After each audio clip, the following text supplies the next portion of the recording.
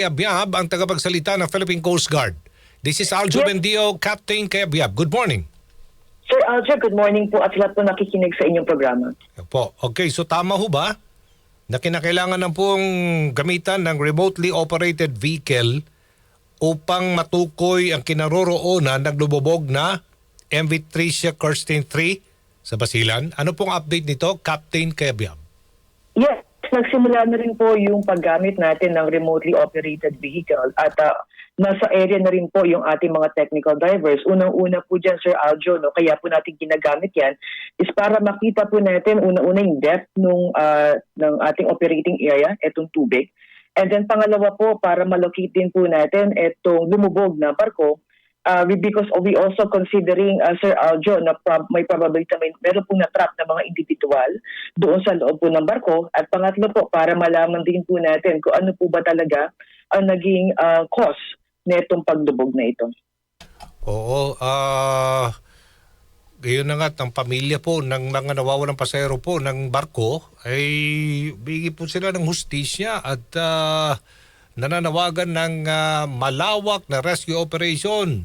Opo, ginagawa ho ng Philippine Coast Guard natin. Siyempre, lahat na makakaya na mayroong buhay pang makikita. Ma-rescue. Tama ho ba? Ano pong tugon dito ng Coast Guard, ma'am? Go ahead. Yes, tama po kayo, Sir Aljo. Hindi po tumitigil ang Philippine Coast Guard. Kasama rin po yung iba't ibang ahensya ng gobyerno dyan. At ngayon po ay whole of the government approach na po ang ginagawa natin pagdating sa search and rescue. At nagpapasalamat po ang Philippine Coast Guard, lalo na po sa mga mangingisda, no, na talagang tumugon po sa ating pong request po na tulungan po tayo sa paghahanap. And kahapon nga po, halos lahat po ng mga nakita po natin ay nanggaling po sa mga mangingisda at tinurn over po sa barko ng Philippine Coast Guard. Ngayon po, Sir Aljo, ay nagpadala na rin po tayo ng isang 97-meter po natin dyan sa area to support po yung ongoing search and rescue operation. At ngayon din po ay isinasagawa na rin itong maritime casualty investigation. Yan naman po ang direktiba ng ating Secretary of Transportation na we will be conducting a full-blown investigation po. Titingnan po ang lahat ng anggulo ng bakit nangyari itong insidenteng ito. Kasama rin po sa mga iimbestigahan, of course, yung iba't ibang ahensya na posibleng involved dito. At kasama rin po yung ship owner. At ang direktiba naman po ng aming komandante, Sir Aljo, in case na mapapatunayan during the investigation and after the result of the investigation, ay meron pong release sa aming mga tauhan. Definitely, administrative sanction will be given.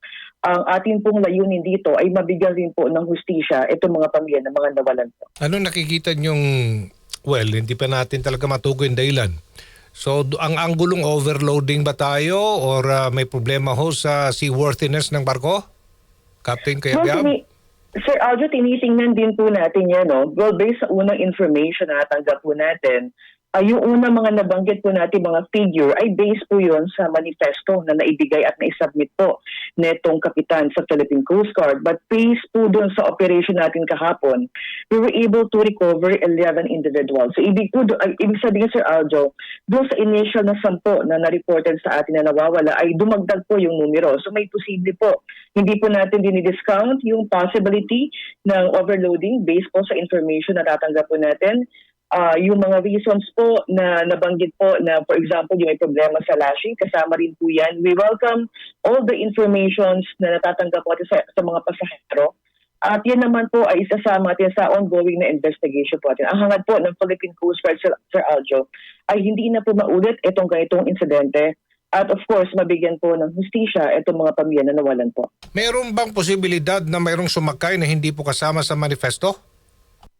Well, Sir Aljo, tinitingnan po natin yan, no? Kasi yan naman po ang naging initial findings kahapon dahil lumagpas po tayo doon sa na-report natin na missing. So, merong possibility, but we also not discounted yung mga ganong idea po na meron pong mga sumakay na wala sa manifesto at meron pong nasa manifesto na hindi po nakasakay. Yan. So we are now currently validating, Sir Aljo, yung mga natatanggap nating impormasyon sa mga kaanak na ibigay naman po yan sa mga Coast Guard station po natin. So we're also in coordination with the shipping company po at kasama na rin po yan sa ongoing investigation po natin. Umaasa ba tayo may buhay pa na mare-rescue, Captain? Well, Based sa mga previous experiences po natin, Sir Aljo, no, minsan 1 week to 2 weeks, meron pa rin po tayong nakikita na buhay. Yung iba po ay napapadpad sa mga shorelines. Kaya patuloy rin po ang ating ugnayan sa local government units, kasama po yung mga coastal communities. We are requesting them to be on the lookout, to be more vigilant. At kung meron po silang makikita, i-report po kaagad sa Philippine Coast Guard. At least we could finalize itong mga information at mga pangalan po na natatanggap po natin hanggang sa ngayon. Ano po mga challenges ang kinakaharap po ng Coast Guard dito? Tulad ng tinanong ko kanina, at kinakailangan talaga ng remotely operated vehicle. Dahil tama ho ba, Captain, may hirapan kayo kapag napunta na sa open sea ang lumubog na barko?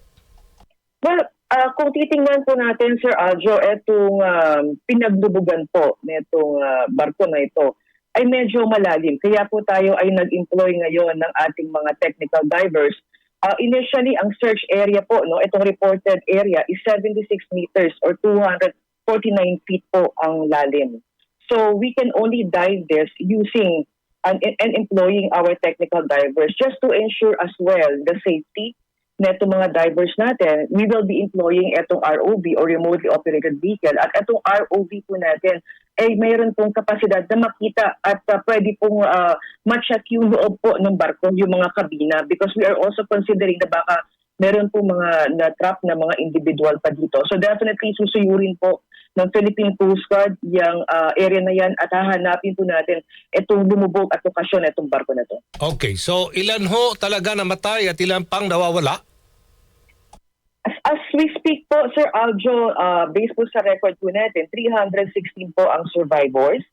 And as of yesterday, 29 po ang fatalities. Yung tanong po ninyo sa missing, we cannot give a number as of the moment dahil marami pa po tayong natatanggap ng mga impormasyon galing po sa mga kaanak at magpapatuloy po ang search and rescue na gagawin po ng Philippine Coast Guard. Okay, so 29 ang patay. Tama ho ba? 29, 300 ang nakasurvive. 316 po ang 316 survivors and 29 po ang fatalities po natin. Ay, naku, nakakalungkot naman ito. Ngayon naman, ang sabi ho ng mga pamilya ho ng mga nawawala at mga namatayan, wala ho daw communication mula sa anumang mga representante from Allison Shipping Lines. Ang may-ari ng MV Tricia, Kirsten 3. Any update about this para matulungan ho natin sila, ma'am, na at least man baka patulungan ng kumpanya, no, ng lububog na barko ang mga kaanak ng biktima? Yes, Sir Aljo, ang Philippine Coast Guard po, kasama po yung ating mga coastal station dyan sa Zamboanga, sa Hulo, at saka sa Basilan, pwede po makipag-ugnayan ang ating mga kababayan, no, na may nawawala pa pong mga kapamilya. But as to the question po na wala pong coordination communication from the Allison, I think it is the Allison Shipping Company siguro, Sir Aljo, to speak.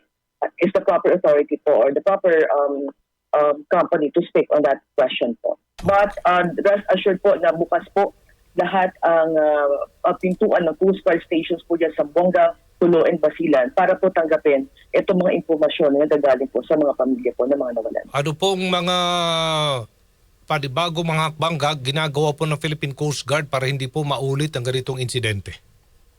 Well, unang-una, pinaigting po natin yung pagkakandak ng ating vessel safety inspection, particularly po yung pre-departure inspection. Naging direktiba po ni Secretary that the Philippine Coast Guard together with Marina will be conducting maritime safety audit and inspection, particularly sa mga passenger fleet. So ang Philippine Coast Guard ay sisiguraduhin po we will be intensifying yung pagkakandak ng pre-departure inspection sa lahat po ng vessels and watercrafts na aalis po sa lahat ng pantalan at sisiguraduhin po natin na lahat po, particularly yung mga maliliit na mga small boats po, ay dapat equip po ng mga life-saving equipments. At patuloy po ang isinasagawa natin, Sir Aljo, ng mga information campaign sa mga coastal communities kasi naniniwala po ang Philippine Coast Guard na pagdating po sa safety, it is always a collaborative effort not only of the enforcement agency, kasama po ang shipping company at ating po mga pasahero. Alright, maraming salamat po sa update, Captain Noemi Cayabyab, ang tagapagsalita ng Philippine Coast Guard. Good morning. Good morning po, Sir Aljo. Maraming salamat po. Good morning, thank you. 8:35.